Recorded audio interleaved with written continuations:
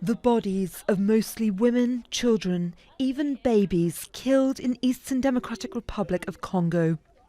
The victims were hiding in the forested area of Jugu in Ituri province for several months after fleeing attacks on their villages.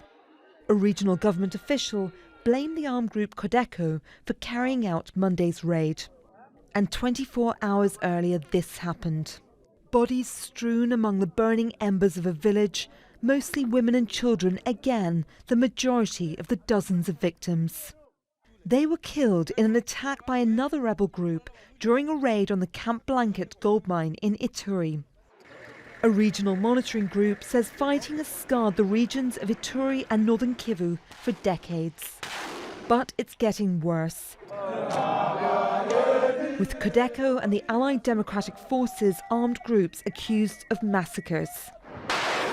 That's despite a joint operation by Congolese and Ugandan soldiers. Every time there is attacks on the Codeco, there is also reprisal on the civilian. And the big issue is that there is not enough measure taken to make sure that civilians are protected. Kenya has hosted talks to end the long-running conflict. Armed groups are calling for the release of political prisoners and amnesty for their fighters. But following the latest attacks, many are concerned that the military approach isn't working and will lead to more reprisals in villages like this one. Laura Burdon-Manley, Al Jazeera. And here's Al Jazeera's Malcolm Webb, who's also following the story from Nairobi, Kenya. Sunday's attack, it was in the town of Mongwalu, and more than 30 civilians were killed at the time, and health officials there have told us that since then more people have died from their injuries in the hospitals, bringing the total who died in that attack up to 55.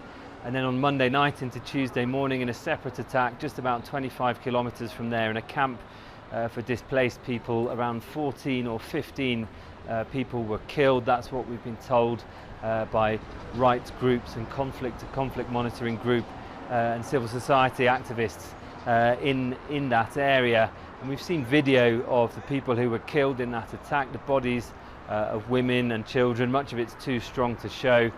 People have been hacked to death with machetes, including children and babies, some of whom who've been beheaded. People in these communities blame an armed group called Codeco, which has been responsible for a series of atrocities in Ituri province in eastern Congo over the last couple of years. The armed group claims to represent the Lendu ethnic group and often targets people from the Hema ethnic group, but this is the latest iteration of a conflict that's been going on for decades over farmland and other resources. Codeco now controls substantial gold reserves throughout Ituri province across many gold mines, and it's been accused of collaborating with the army to sell its gold and to buy guns and ammunition, which rights groups, including Amnesty International, who published a report on it just today, say that this is just fueling the conflict and making the whole situation more dangerous.